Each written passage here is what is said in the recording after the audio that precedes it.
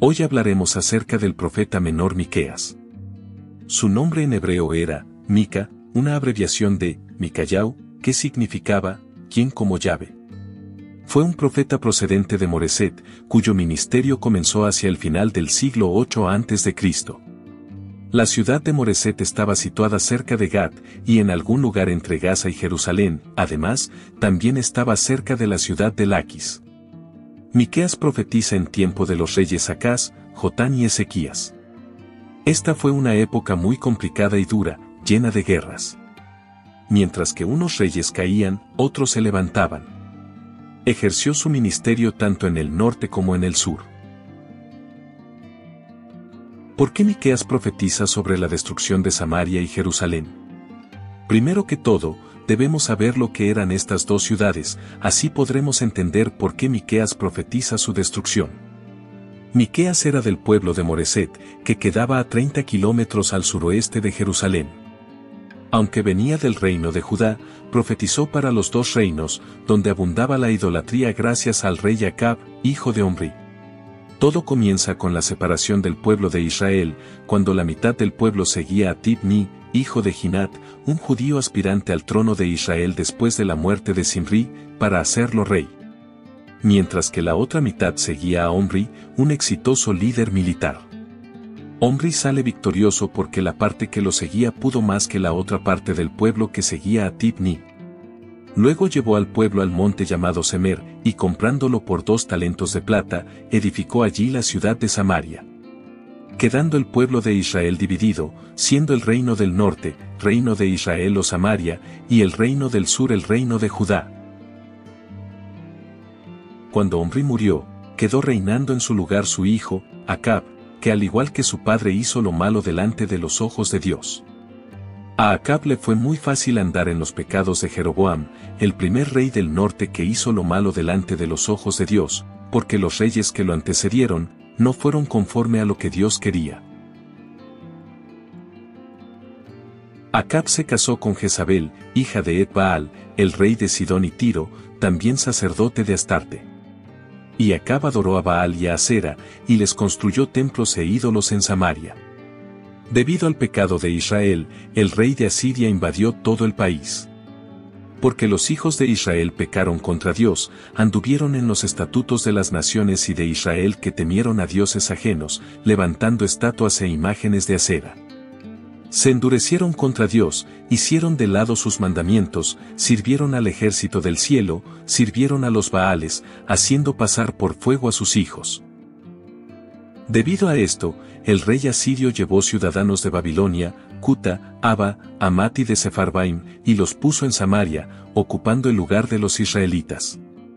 Es así, que hubo una gran mortandad de estas personas por causa de leones mandados por Dios. Entonces, el rey de Asiria mandó a los sacerdotes cautivos de Samaria a enseñarles la ley del Señor. Pues unos decían que los leones mataban a esas personas porque no conocían la ley de Dios. Antes de continuar, nos gustaría invitarte a visitar nuestra página oficial, Orígenes 88. Puedes encontrar el enlace en la descripción de este video o buscarnos directamente en tu navegador. Allí encontrarás gran cantidad de estudios bíblicos e históricos relacionados con la Biblia. Continuamos. Estas personas, no haciendo caso a los mandatos de Dios, adoraron sus dioses, poniendo los altares en lugares altos en Samaria. También hicieron que los pocos que quedaban del pueblo de Israel después de las invasiones, sucumbieran más a la idolatría, ya que ellos no temían a Dios. Nunca hubo una verdadera conversión ni arrepentimiento de su parte, pues siguieron a Dios solo por compromiso, y siguieron adorando a sus ídolos. En consecuencia, no se apartaron de sus pecados. Los pocos que quedaron del pueblo de Israel de la cautividad, se mezclaron con los paganos, cosa que Dios les había prohibido que hicieran. Lo que vino después fue un conflicto, ya que estas personas establecidas en Samaria, se sentían propietarias de esa tierra, la cual había sido dada al pueblo de Israel. Zorobabel, Judá y los otros ya mencionados, no estuvieron de acuerdo con esta proposición, pero como dice el capítulo 1 de Esdras, estos eran sus enemigos. Oyendo los samaritanos estas palabras, se molestaron mucho y buscaron detener la reconstrucción del templo, acusándolos con el rey Artajerjes. Le dijeron que eran un pueblo malo que no querían pagar impuestos y renta. También en tiempo de Nehemías se quiso reconstruir el muro, pues Sanbalat, que era un dirigente samaritano y oficial del imperio persa, hablaba delante de sus hermanos y del ejército de Samaria y dijo: ¿qué hacen estos débiles hebreos? Pues los samaritanos no se consideraban hebreos. Ya sabiendo la historia de Samaria, o llamado también Reino de Israel, entendemos que era un pueblo rebelde e idólatra. En esta profecía Miqueas advierte al pueblo de Samaria y Jerusalén por su mal proceder. Advierte contra el abuso de los poderosos hacia los más débiles, denunciando a los sacerdotes y falsos profetas que se aprovechaban de los creyentes para conseguir más poder y privilegios. Miqueas anuncia la venida del juicio debido a los que habían rechazado los estatutos de Dios. El profeta Miqueas también proclama la liberación de Jerusalén, donde el Mesías que los liberaría vendría de Belén. Sigue con una exhortación para que Jerusalén destruya a las naciones que se han unido contra ella. Manifiesta la exigencia de Dios a su pueblo, que son la lealtad y la justicia, y anuncia el juicio sobre aquellos que seguían los pasos de los malos gobernantes. Miqueas culmina el libro con una oración a Dios, exaltando su poder y su misericordia, que se duele de su pueblo, y recordándole a Dios las promesas que les hizo a Jacob y a Abraham. El libro de Miqueas pertenece a los libros proféticos del Antiguo Testamento. Este libro contiene 7 capítulos, donde Miqueas enfoca los temas del juicio y la esperanza. Desde el capítulo 1 hasta el capítulo 3, profetiza el juicio sobre Samaria e Israel, y condena a los sacerdotes corruptos que enseñaban por dinero. En los capítulos 4 y 5 profetiza sobre la restauración de Israel, y también que el Mesías nacerá en Belén.